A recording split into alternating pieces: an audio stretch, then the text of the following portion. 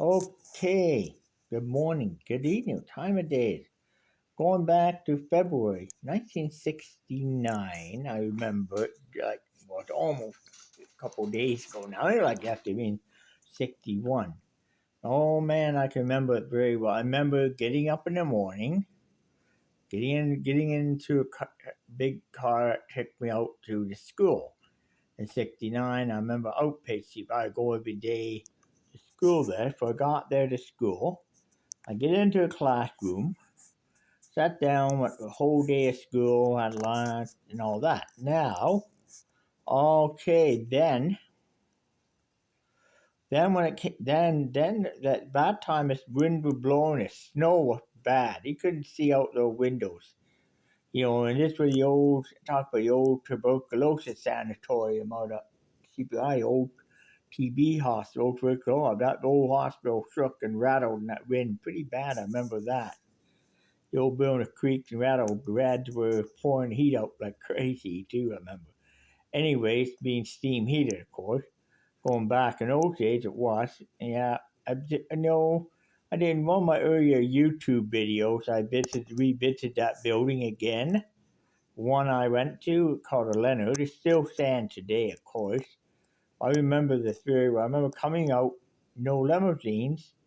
Turned out we stood out there, waited, nothing. An hour. Finally, we came back inside the building. By that time,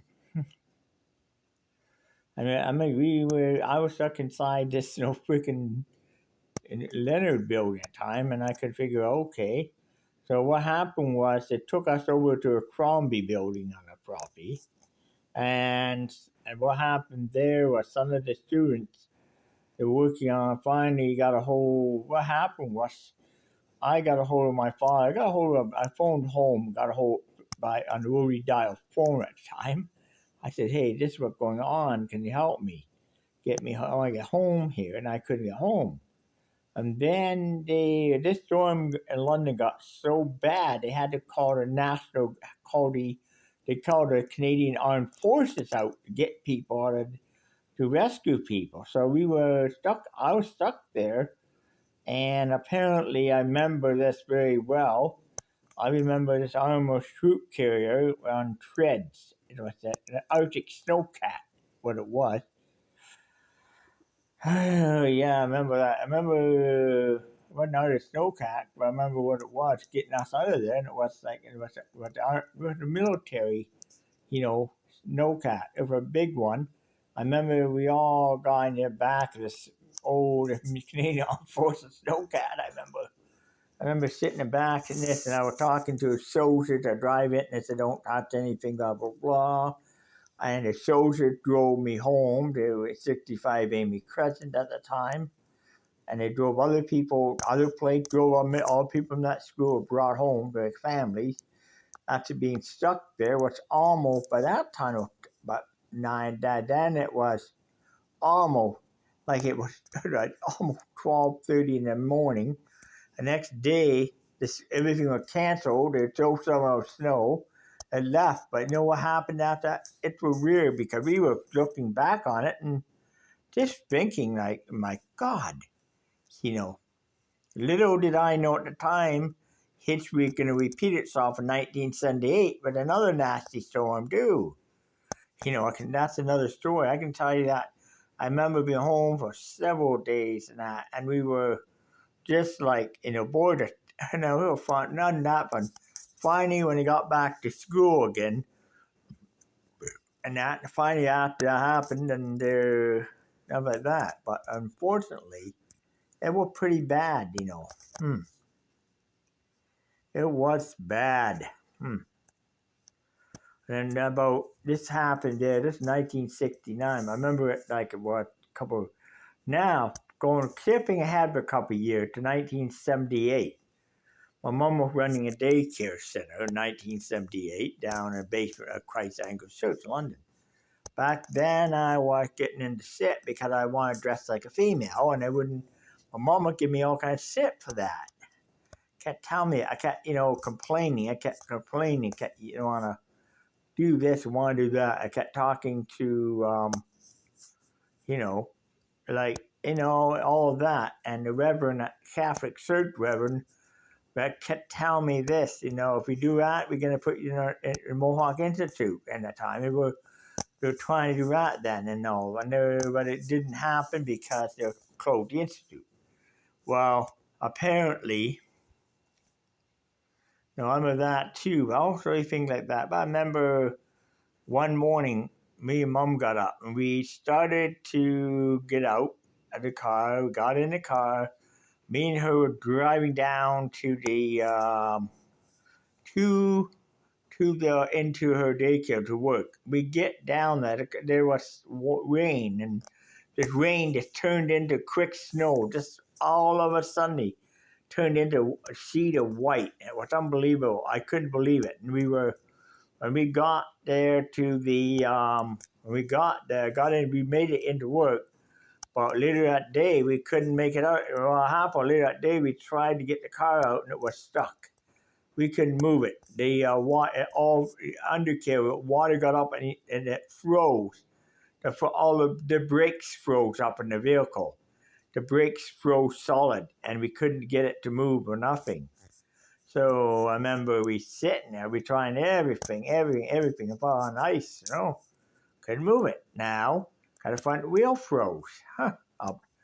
Cause water froze the brakes on the calipers. Water froze up the caliper, everything else. So what we did is, I remember getting a tow truck. We had it towed all the way in to the Highbury and Dun. I was at Highbury and Cheapside in London, towed into the garage. And I remember that very well. At that time, we got there, and then we couldn't get into it. Unfortunately, we couldn't walk from the garage in, but because the roads going into the subdivision, they were impassable. They were like, you couldn't get down them. There was that much snow, it was impassable. We had to hike it. I had to hike it all the way. We hiked it into Amy Crescent from there. I remember hiking in back home to Amy Crescent that day. I remember it very, very well like that. My God, I still remember that the very day, and I was thinking, oh my God, I couldn't believe it. And then I wanted to dress like a girl again. So my mom turned around and said, that's it. We're gonna talk to the doctor today. This was after the storm. I wrote reply, we go and talk to the doctor today. And we already went and talked to the doctor. And doctor, well, we're gonna put you in CPI gender conversion therapy now, today. And I ended up in CPI having gender conversion therapy done by Dr. Galbraith. And even happened in 1968. And I remember too well. And I hated it. They tried to get me to act like a man. I did. I was in there. I ended up in there again, gender conversion therapy. And this was 78. This happened, I remember. So I was in there in 1978, gender conversion therapy. So they done this on me, and in 1978 I was 18, but I turned 19. 79, I just turned 19 July of 79, I remember.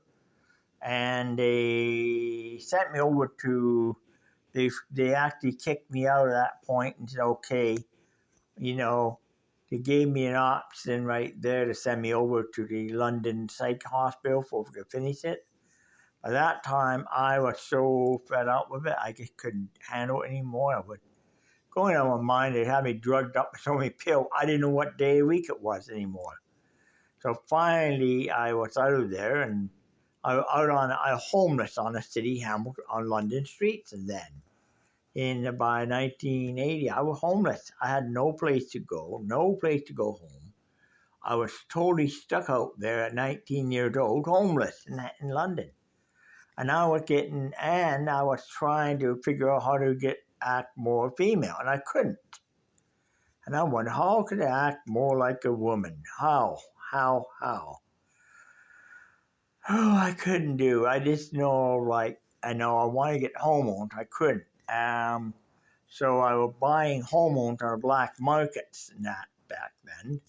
estrogen. I buy an estrogen from Mexico, and I got caught. I got charged. I went to jail for that for 6 months on my old name, just because I was smuggling estrogen out of Mexico to Canada, and I got arrested for that for for smuggling estrogen. Ended up spending like almost 6 months in jail. I got out. Now doing it again, trying to smuggle estrogen. I got busted again. Ended up in jail again. So what happened was. Then okay, I gotta give up on this. Okay, I'm giving up on this right now because I'm giving up on this because, 2 times in a row, I can't get estrogen. No matter how hard I try, I end up in jail. What the sense of transitioning, all I'm going to do is be thrown in jail for it, see? At that point. So by then, I realized at that point, maybe, this is in my early 20s, this happening.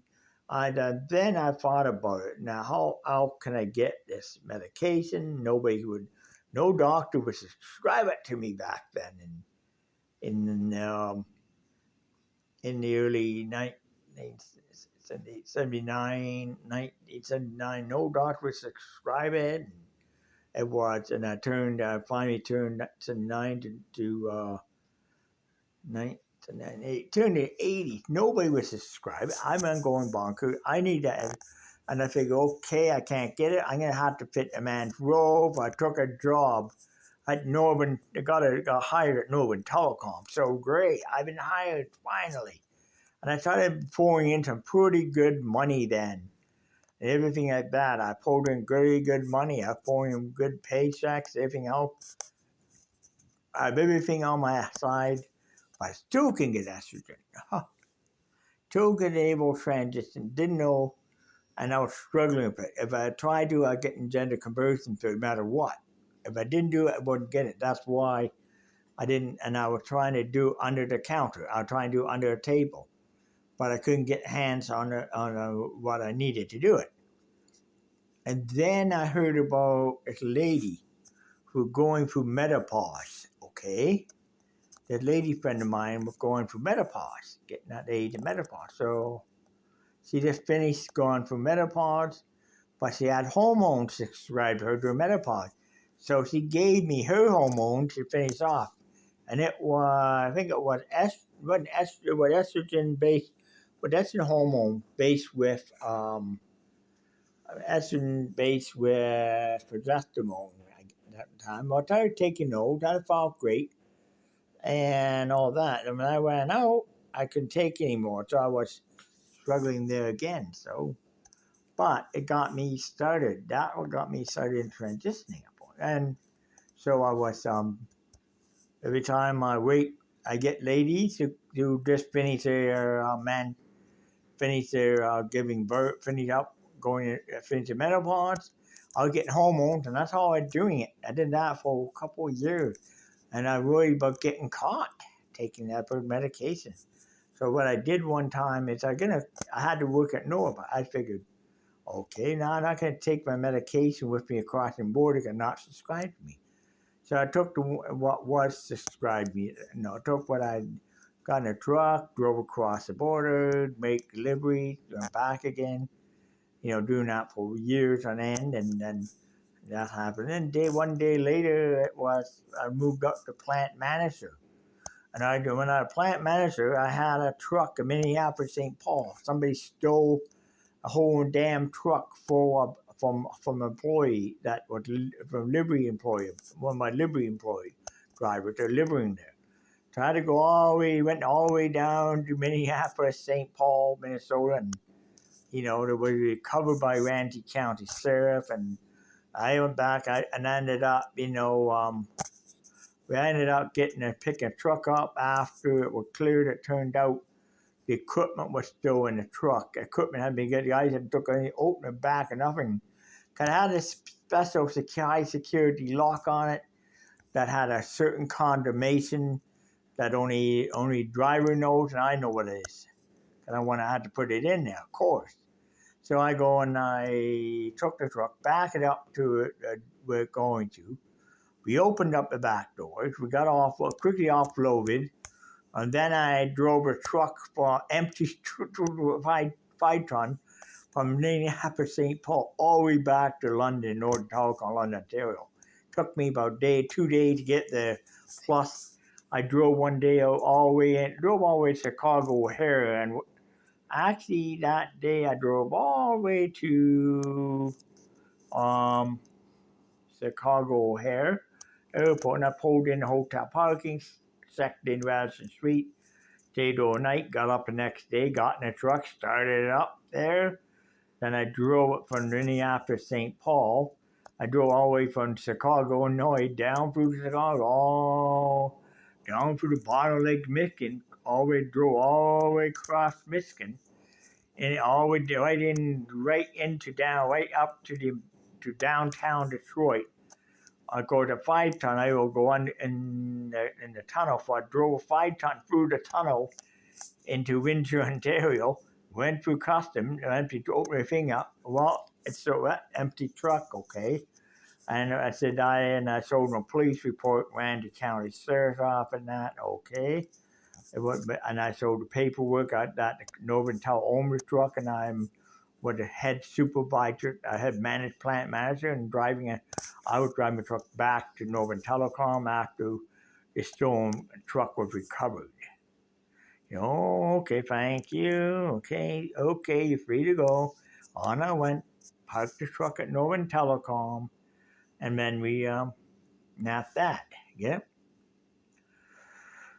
Yeah, so that great. And then that unfortunately the sad day came. The saddest day of my life came. You know what that was? And by 1990, the saddest day came in my life. You know what that was? We got word from Northern Telecom head office. I got word there saying, we are terminating the operation in London, Ontario. All operation will be shifted to Foxcom Inc. in Hanoi, China, and we want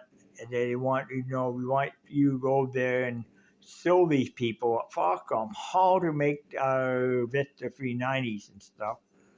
I know we can do. Why not? So they put me on a plane to Hanoi, China. Then I went to Foxconn, Hanoi, China. Showed all the plans, how to build the phones we built, how to make the new witty North Stars, how to build the Vista models, Vista 900, the Vista 390s and stuff. How to do all that at time, and all that. And it was and I had the schematics. We had the schematics for them. I gave them all, they know how to build it, and then they showed how to do it online. We showed them, and they learned how to build the product. Also know how to build the payphone. I know payphones you see in a phone booth with a quartz display. Matter of fact, those were all built by Northern Telecom London, believe it or not. They're still in use today, believe it or not. But if stuff came over from China, it's not the same quality. They built the 390. It's poor, worse quality. We had more problem with warranty on those failure parts, everything else. We did low quality parts. So, and it didn't go too long. They produced so many crap phones out of mainland China. When I buy a new phone, I watch out what I'm looking at. I watch out for what I'm buying from mainland China, because some of these phones are just crap, junk. Call them Chinese junk, basically.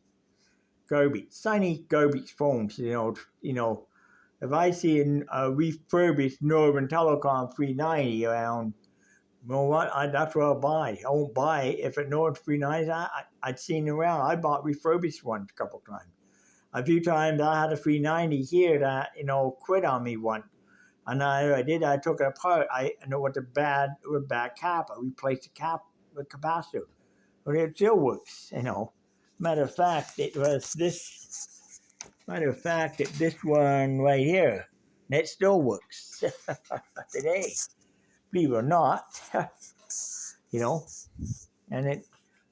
so, and then I retired after that. I couldn't do anything. I retired, and vice versa. That was great. I retired, but too. So I retired there, and I was happy I did retire.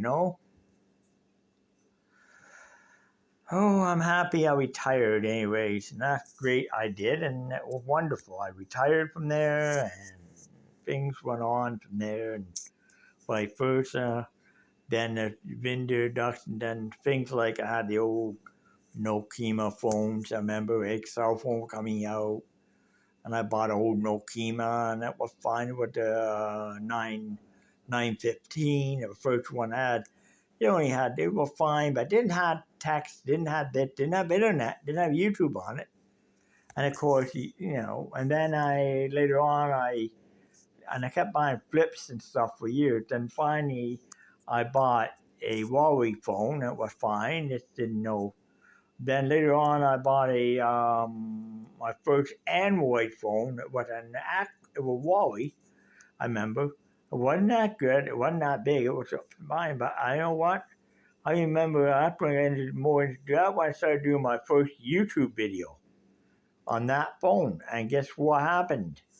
From that point forward, I've been doing YouTube ever since.